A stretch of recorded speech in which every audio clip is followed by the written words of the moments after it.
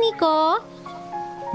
Hello po, DJ. Ayan, good evening sa'yo, Nico. Si Nico ay 27 years old. Nico, dire-diretso na tayo. Dear, kwentuhan mo na ako. Ano bang problema at napatawag ka sa usapang LDR? Um, well, una po, aminin ko po, bakla po ako. Okay. Ah, uh, way back 2015 po, nung nasa Tacloban pa ako, nag-aaral pa ako, Mhm. may boardmate po ako na babae. Okay. Tapos, after po kasi ng Yolanda, dun po kami nagkakilala. Mhm. Mahaba pa po buhok ko, tapos yung tipong babaihan mode po. Ay, okay. Tapos po, nung, kasi 2013 po yung, after nung Baguio, doon kami nagkakilala, tapos nagka-boardmates kami ng mga 1 year na siguro yun. Mhm. Then, kasi nga, bakla nga po, doon po ako nagstay sa room nung best friend ko. Bale, pinayagan naman po ako nung landlady namin na magstay doon. Mhm. Dahil bakla nga po, so allowed naman. Ayun, wala naman pong special noon sa sa best friend ko po na yon. Pero hindi ko po namalayan na lang na every time na magkasama kami, tapos kinukulit ko siya kasi ganun ako pag may kaibigan. Special ko siyang itrato, ganun. Ganun naman po, di ba, kung may mga best friends.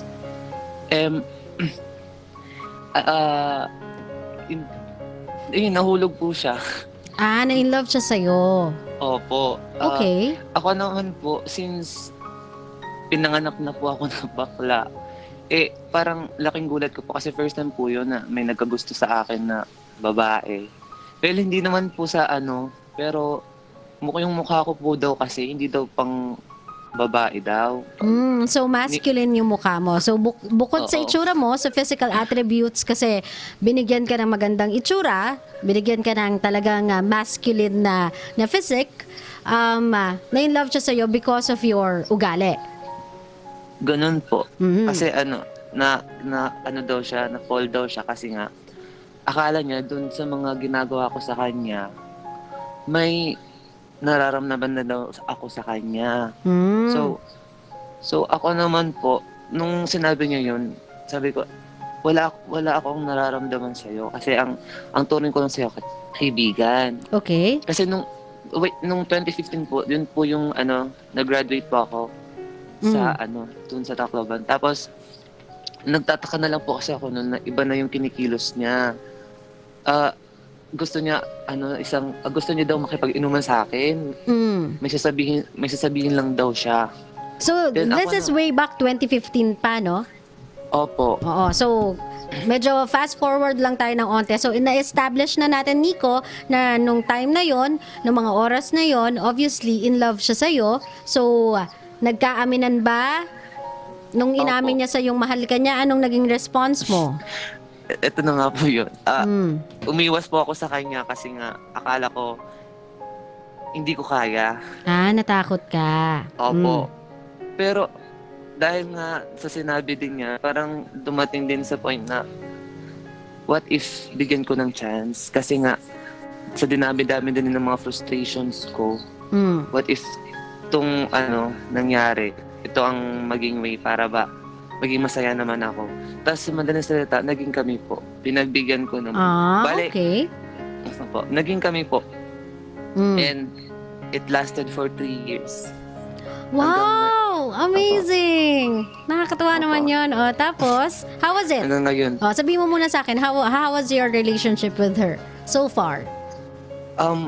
Lahat na po siguro ng pinagdaanan ng magkasintahan na nangyari na din naman po sa amin. Mm. Yung away, yung selos, tapos yung mga problema, Mhm. doon ko na po napagtanto na hindi pala ganun kadali. Hindi Kasi ganun nga, kadali. Na may girlfriend. Opo, never pa po akong nagkaroon ng relationship sa babae since bakla nga po ako. Mhm. Pero doon ko po na masaya po pala. Doon ko lang na-feel yung tunay na saya, yung tunay kong na pwede palang ganun na kahit bakla ka, pwede ka din palang ma-fall sa babae. So you really loved her? Itong Opo. 3 years, hanggang ngayon kayo pa din? Ah, Ay, ex mo na siya. kasi hindi ko po hindi ko din po alam kung ano kasi medyo yung ngayon po may communication pa kami Mm. pero ayaw na din naman niya na maging kami pero pinapakita pa din niya na okay kami pero Mm. hindi naman po. Okay. So, sige, Nico, fast forward tayo to this year. I'm sure kasi even if yung relationship ninyo ay unusual, pero sa totoo lang, Nico, it's cute. I like it. Nung naging kayo ba, you tried to change how you look, you tried to change Opo. how you act? Naging palalaki ka ba? Gumalaw? Opo. Lahat Mm. po binago ko. Mhm. Until sa time na pati sa pamilya ko na din, dun sa mga relatives ko, Mm. pinilit ko na magbago din sa mata nila. Mm. Oh, tapos?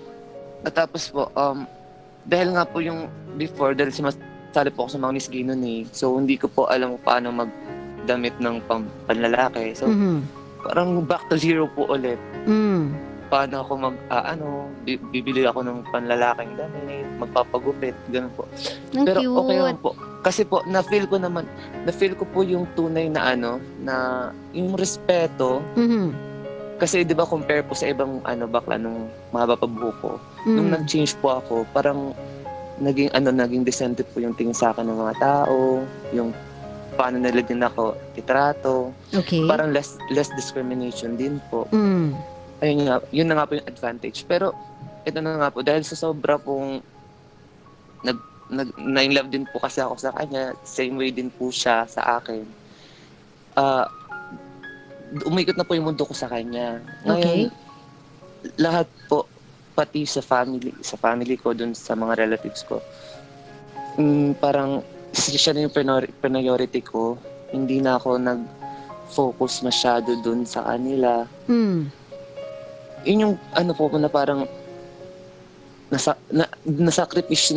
nagsakripisyo din po pala ako para din sa family ko tsaka sa relatives ko. Mm. Na hindi na ako nakinig sa mga payo nila na ganito gawin mo, ganyan. Kasi nga po, first time ko na ma-inlove nga po sa babae. Hindi ko po Okay. talaga alam kung paano i-handle yung isang relationship. Pero Mm. since mas matured po kasi siya mag-isip nun eh. Mm.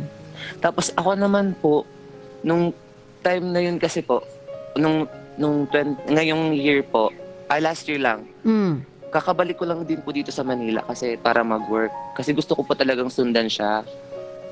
Kasi nauna po siya dito eh. Okay. Bale, naging LDR po kami noon eh, nung 2015 po. Mm. Kasi nauna siya dito tapos nahuli po ako doon sa amin.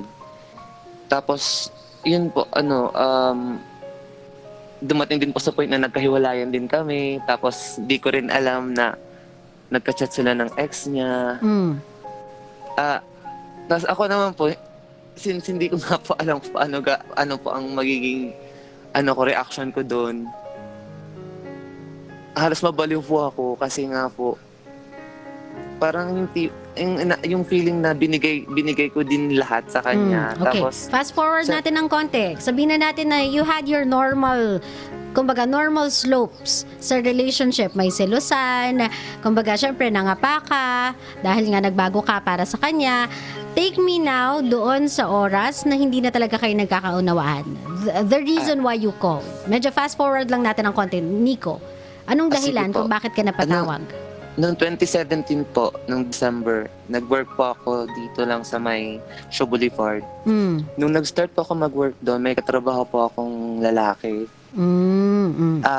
Ito pong guy, mabait, tas maaruga din. Mhm. Nung time po na yon, masyadong busy na kami sa trabaho. Wala na kaming time para sa isa't isa nun. Mm. Nag-chat din naman, pero hanggang hi na lang, ganun, kumain ka na ba, good morning. Mm. Parang naging cold din po. Yung attention, Cold meaning to Parang- say wala nang I love you, I miss you, Parang, ganyan? opo. Tapos, So, plain na lang, plain balitaan na lang. opo. Okay.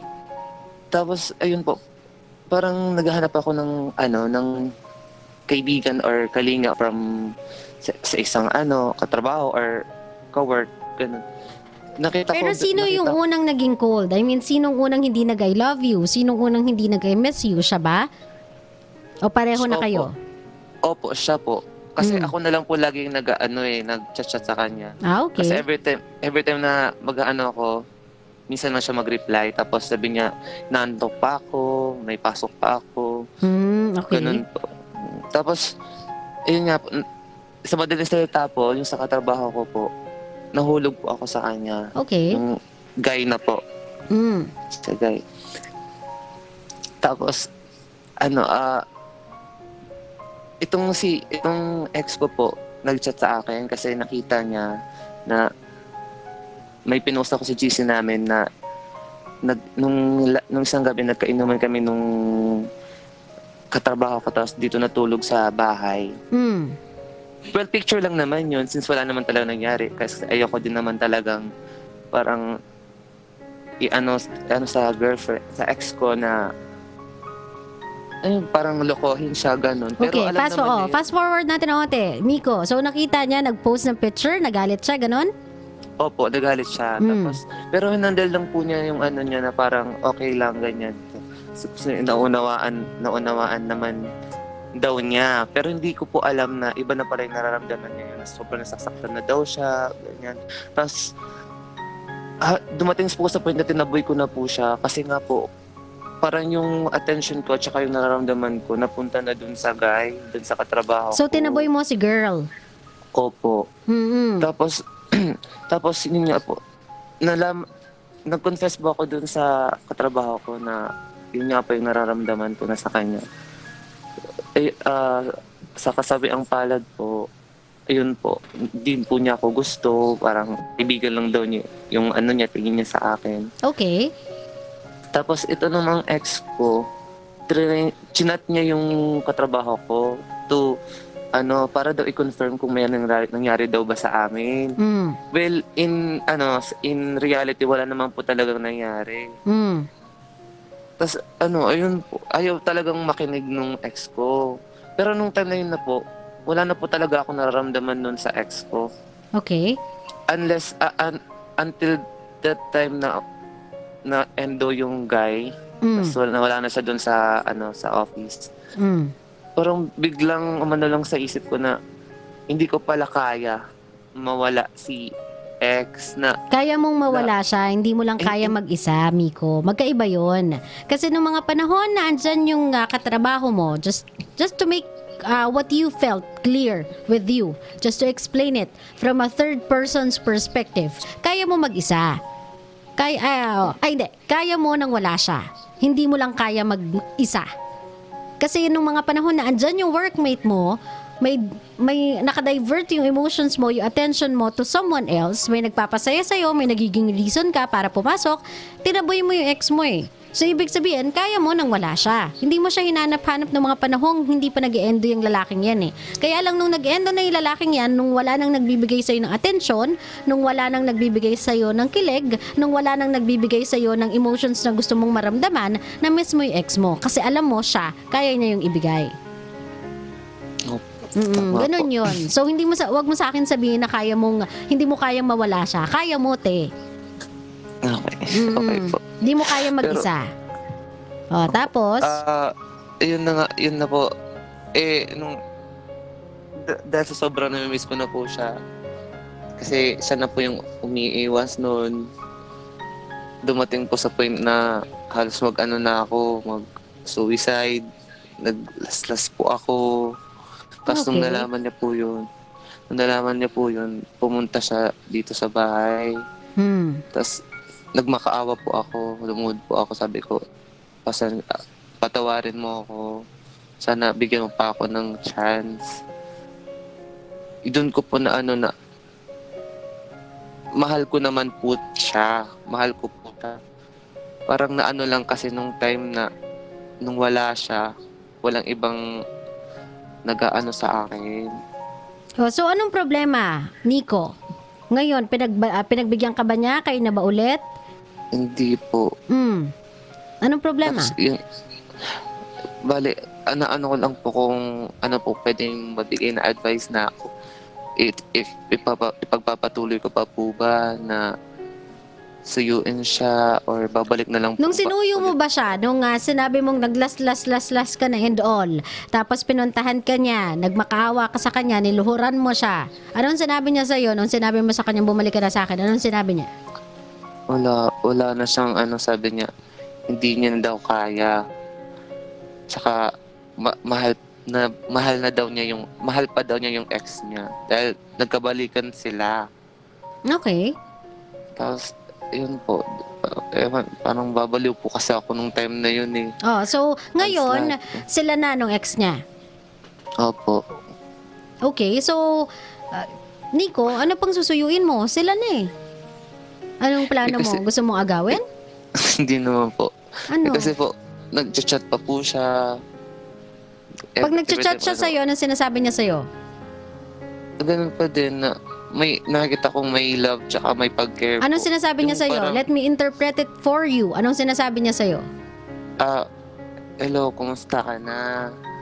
Ano, naalagaan mo ba yung katawan mo? May I love you, may I miss you, wala. Kumakain ka ba?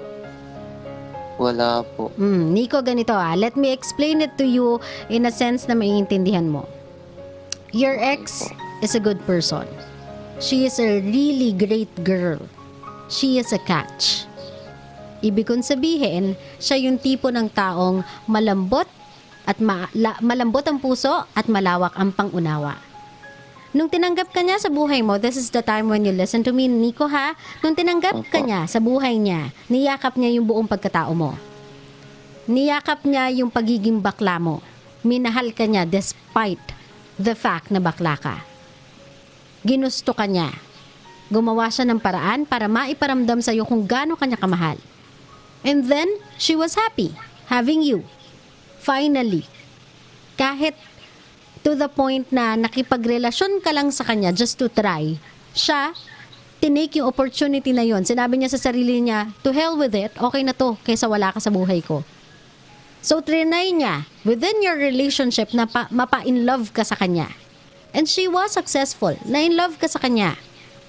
Nagkaroon kayo ng mga misunderstandings, nagkaroon kayo ng drift because of distance and because of priorities. But instead of being stronger, naging marupok ka, natukso ka. Dinivert mo yung emotions mo into someone else. Kumbaga sa inyong dalawa, kung merong mas natukso or kung merong unang bumigay, ikaw yon. You gave up on her. Just imagine kung gaano niya, alam mo yon, kung gaano niya nilunok yung sarili niya. Even yung pagkababae niya, just to get you, just to be with you, para lang maramdaman mong gusto ka niya. And then nung nakuha ka niya, finally, inalagaan ka niya, pinaramdam niya sa'yo lahat, naging busy lang siya kasi may priority siya, which is pareho naman kayong merong priorities talaga sa buhay. Bumigay ka, binitawan mo siya, because you chose someone else. So, iniwan mo siya. So, alam mo ba yung feeling na parang lahat ng effort ko, lahat ng pagtatanggol ko sa'yo, lahat ng pagsabi nila, bakit yan, bakla yan? Sinasabi ko sa kanila, hindi, jowa ko yan. Kasi even if nagbago ka ng kilos mo, Nico, even if nagbago ka ng pananamit mo, you're still the same person eh. Yung pagsasalita mo, yung personality mo, you are the same Nico. So, andun pa rin yung ramdam nila at naaamoy nila na may nabakla ka. But then again siya, wala siyang pakialam. Tinuloy niya yung relationship niya with you kasi ganun kanya kamahal. So, amidst those sabihin na natin panghuhusga ng ibang tao sa'yo, siya yung sumalag eh. Para sa'yo, sinalag niya lahat ng yun eh. Kasi nga, mahal ka niya. But then again, binitawan mo kasi siya. So, nung binitawan mo siya, syempre broken siya, Nico. After everything na ginawa niya for you, just to be with you, ganun kabilis mo siyang binitawan just because nakakita ka ng iba. Masakit yun para sa kanya. At yung ibang yun, lalaki pa. So just imagine, Nico, yung nararamdaman niya na akala ko na bago ko siya. Akala ko, minahal niya ako. Nagmahal na siya ng babae at ako yun. Ayun pala, kapag may dumating na lalaki sa buhay niya, lalaki pa rin pala pipiliin niya. Do you know how painful that one is? Sobrang painful nun, friend. Gets mo ko, be? Opo. So, maybe that's the reason why she sick or she searched for someone na pwede niyang panghawakan, pwede niyang sandalan. Kasi it's too much. It's an emotional roller coaster na she cannot deal with alone. Sabihin man nating mali, but then again, she needed someone. At yung ex niya yung dumating. The reason why she is telling you those things, kumain ka na ba, alagaan mo yung sarili mo, kasi she knew, Nico, kung paano mo hinahandle yung sarili mo kapag depressed ka. And you're taking your own life. And that's not easy. And she don't wanna be the reason for you to do that. That's why, kahit meron na siyang jowa, kahit in a relationship na siya, kahit alam niya na magkakaroon sila ng conflict ng current niyang jowa, she is reaching out to you kasi she really genuinely wants you to be okay. Pero that doesn't mean na mahal ka pa niya at gusto ka pa niyang maging boyfriend. Kasi kung gusto niya, Nico, nung moment pa lang na lumuhod ka sa harapan niya, tinanggap ka na niya. Pero hindi eh. She can no longer do it eh. She can no longer go through emotional roller coaster just because nagmakaawa ka. Gets mo ko, be? Opo. Minahal ka niya at ang dami niyang sinacrifice sa'yo. Then do this certain sacrifice for her if you really love her. Let her go. Let her be happy. Let her not worry about you. Alagaan mo yung sarili mo para na lang sa kanya, para hindi na siya nag-aalala. So she can move on with her life, so she can be happy with her life. Kasi for that 3 years, siya yung nagbibigay, Nico. Siya yung uma-understand ng nag-understand, nagpaparaya ng nagpaparaya, sumasalag ng lahat ng tingin ng tao towards you. Kasi mahal na mahal ka niya. So Nico, now, do her a favor. Let her go. Alam kong masakit, alam kong mahirap, but let her be happy. Kung mahal mo talaga siya, let her be happy. Kung mahal mo talaga siya, iniingatan mo lahat ng pinakita niya sa'yo, then take care of yourself. Huwag ka nang bumalik doon sa Nico na tinitake yung own life niya. Just because depressed siya, be stronger. Isipin mo na lang sa sarili mo, Nico, kung yung babaeng ngayon, binigyan ako ng tsansa makapasok sa buhay niya, binigyan ako ng tsansa para mahalin siya, binigyan ako ng tsansa para makaramdam ng pagmamahal, ibig sabihin, importante akong tao. And even until now, tinatanong niya pa rin kung okay ako. Ganun siya ka-concerned sa akin kasi importante ako. Now, to alam mo yon, to give her the favor or to turn the favor back to her dahil sa kabaitang pinapakita niya sa akin, I'll take care of myself. Kung yun yung paraan para makita niya kung gaano ko siya kamahal, I'll take care of myself. Kasi I want her to be happy. I don't want her to worry about me. This time around, I'm gonna put her happiness first. Kung masaya na siya sa ex niya, kung masaya na siya na hindi siya babalik sa akin, uunahin ko yung kasiyahan niya. Uunahin ko yung happiness niya. Hindi ko siya bibigyan ng problema. I'll take care of myself and I'll be happy for her. Gets mo ko? Yes po. I know it's painful, Nico, kasi you let go of a gem eh. She's a catch, man. As in, sobrang iba si ate. Iba yung pagmamahal na pinakita niya sa'yo. Iba yung pagmamahal na ibinigay niya sa'yo. But then again, sometimes, maybe yung mga taong yon, ganun ka-importanteng tao sa buhay or ganun ka-ideal na mga tao, no matter how much we want them back, sometimes they deserve to be happy. Even if it means hindi natin sila kasama, they deserve it. So maybe this time around, dahil alam nating deserving sila sa happiness na yon, let's give them that. Even if it means hindi nila tayo kasama. Gets mo ko, Nico? Yes po. Ngayon, kung meron kang gustong sabihin dito sa napakabait na babaeng to, na dumaan sa buhay mo, Nico, sa babaeng tong nagturo sa'yo ng pagmamahal, nagparamdam sa'yo ng pagmamahal, anong gusto mong sabihin sa kanya, Nico?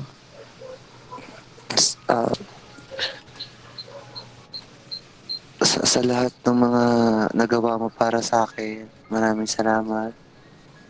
Dahil in-accept mo ako kung ano ako, kung sino ako. Siguro tama nga si TJ na i-let go na lang kita para maging masaya ka na. Kahit masakit, pipilitin kong maging okay. Focus ko na lang sa iba kung ano yung mga bagay na makakatulong sa akin na makalimutan ka. Yun lang. Mahal na mahal pa din kita kahit na hindi mo na ako mahal. Okay, yun lang po. Nico, let me tell this to you or let me say this to you before I let you go. You take care of yourself. You hear me?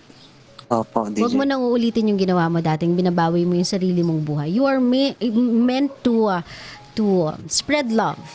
You're meant for greater things in life. Kung nakita yon nung ex mo, may makakakita pa nun sa'yo. Kaya wag mo yun ipagkait sa isang mabuting tao. Yung makilala ka niya, yung makasama ka niya, yung mahalin ka niya at mahalin mo siya. Wag mo yun ipagkait sa kanya just because right now, nag-give up ka. Don't keep on giving up in life. Gets mo, Nico? Opo, DJ. Oh, lumaban ka. Maybe this time, wag muna para sa sarili mo, but maybe this time, maybe she can inspire you. Lumaban ka. Kasi kung siya naniwala sa'yo, kung siya minahal ka niya, and the ibig sabihin nun, there's something about you. So you must believe in yourself too, okay? Okay po. Maraming salamat, Nico, for calling my program, ha. Ingat ka lagi, dear. And, wag mo nang gagawin ulit yun, ha. Okay po. Salamat po, DJ. Oh, ingat ka, Nico. Bye! Bye-bye po.